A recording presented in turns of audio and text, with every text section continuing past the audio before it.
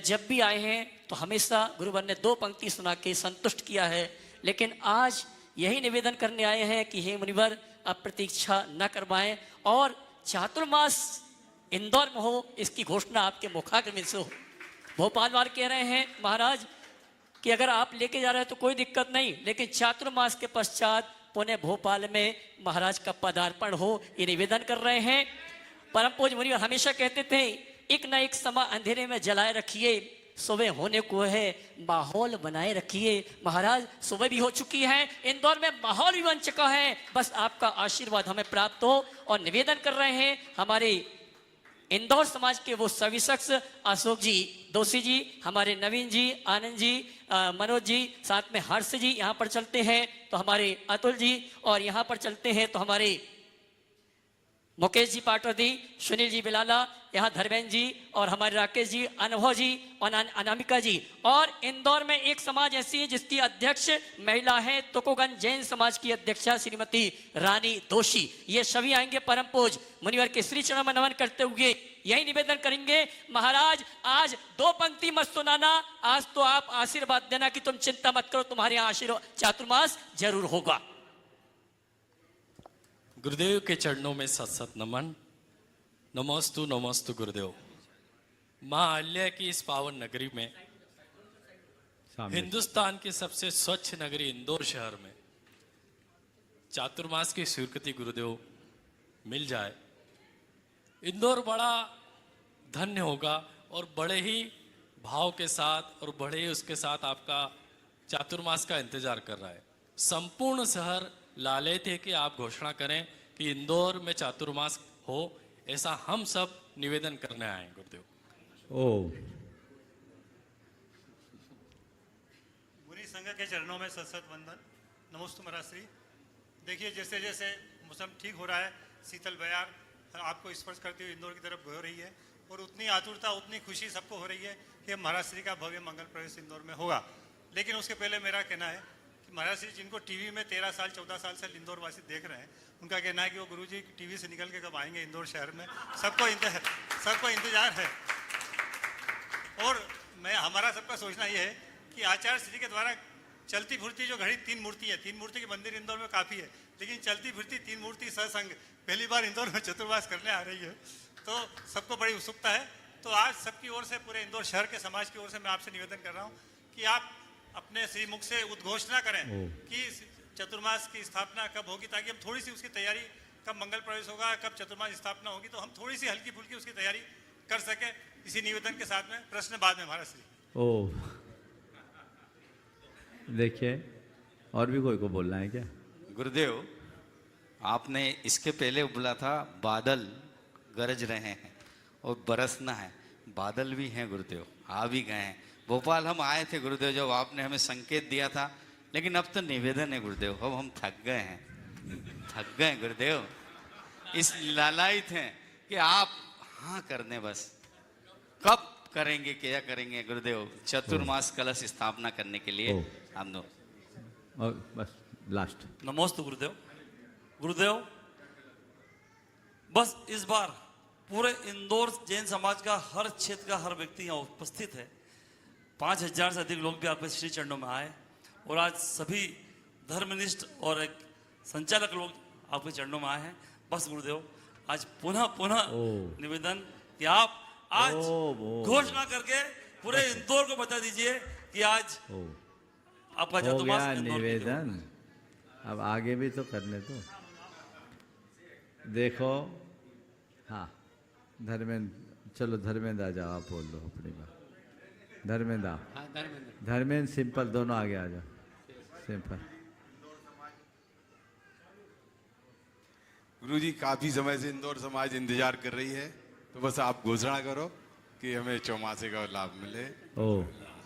देखो हम लोगों ने दबाव तो पूरा बना दिया और आज बारिश भी हो रही है, बस आपके मुख से वो बारिश हो जाए। देखो इंदौर वासी वर्षों से प्रयासरत है और इंदौर की भावना विगत 23 तारीख को अभिव्यक्त हो गई, जब एक साथ 4000 से अधिक लोग इंदौर से चलकर भोपाल में आकर चातुर्मास करने का निवेदन किया।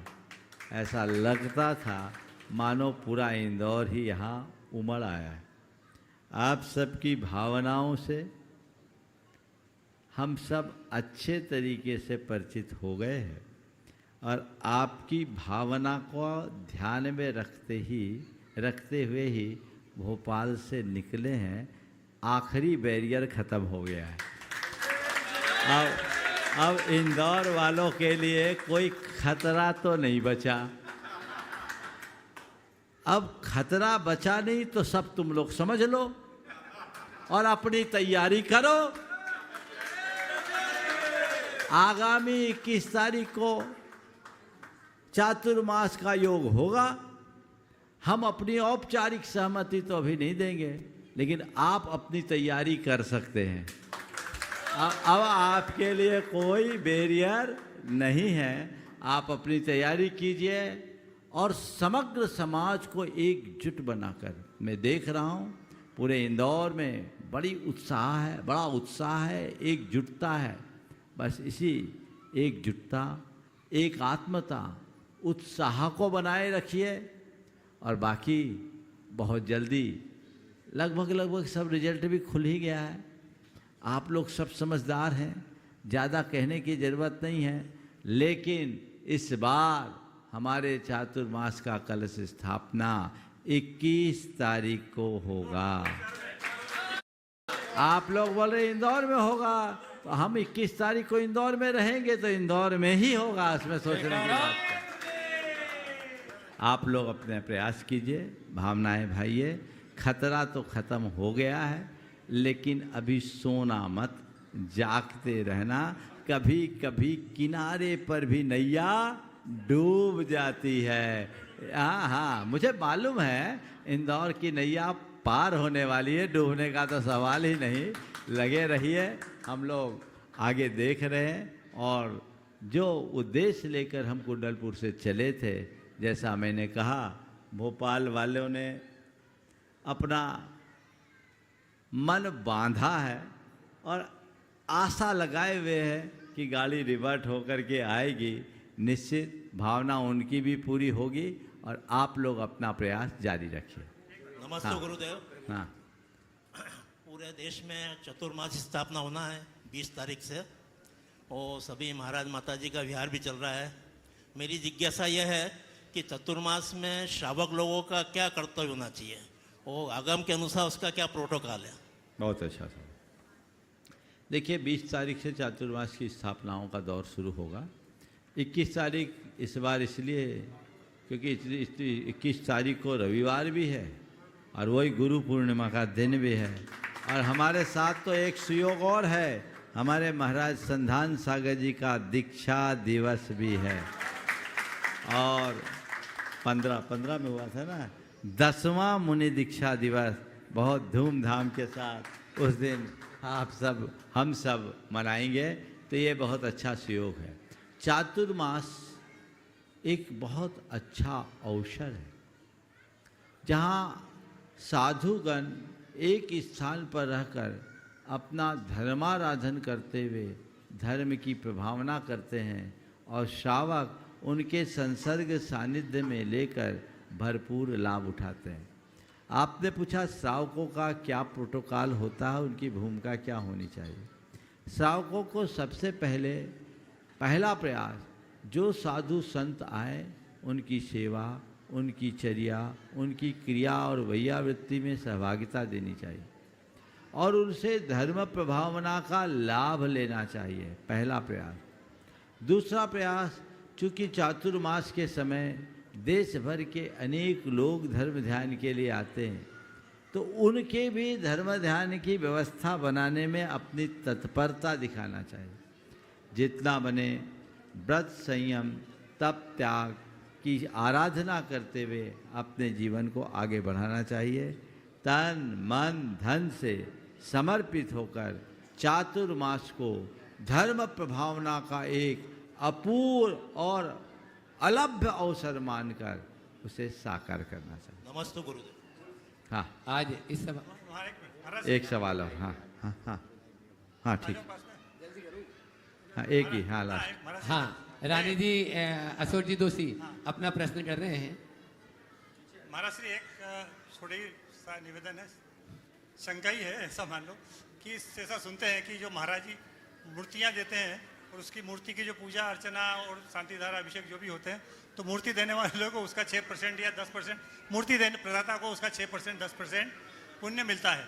तो इसी तरह से मेरा निवेदन है कि ये जो चलती फिरती त्रिमूर्ति है, इनका सत्संग हम चतुर्मास इंदौर वाले कराएंगे और उसकी धर्म प्रभावना और धर्म लाभ पूरा शहर लेगा, पूरा विश्व लेगा, तो कराने वाले को भी कुछ उसका अंश मिलेगा। ये बहुत सुंदर। आप लोग बनिया हो थोड़ा सा, मारवाड़ी बनी और ये सवाल पूरा बनिया हिसाब से रखें। अभी चतुर्मास की शुरुआत भी नहीं हुई और फायदे को पहले ही देख रहे हैं। मैं तो इतना कहूँगा कि इसमें फायदा ही फायदा है। छठवां हिस्सा यानी 16.25% तुम्हारे खाते में ऑटोमेटिक आएगा। करने और कराने का बड़ा लाभ है। ये इतना बड़ा वातावरण, तुम्हारे निमित्त से एक भी व्यक्ति का जीवन बदल जाए तो कितनी बड़ी उपलब्धि है। हम सबका एक लक्ष्य और मकसद होना चाहिए कि जो संस्कृति हमें हमारे पुरखों से मिली है उसका प्रवाह हम आने वाली पीढ़ी तक अक्षुण्ण बनाए रखें। तो ये चातुर्मास उसके लिए एक महायज्ञ का रूप लेता है और उसमें जो लोग भी सहभागिता देते हैं वे सब उस यज्ञ के होता होते हैं, जो अपने उस यज्ञ में होम करके जीवन को आगे बढ़ाते हैं। इसलिए इसमें ज़्यादा कहने की ज़रूरत नहीं है। अब तो जो अवसर है उसका लाभ उठाने की आवश्यकता है।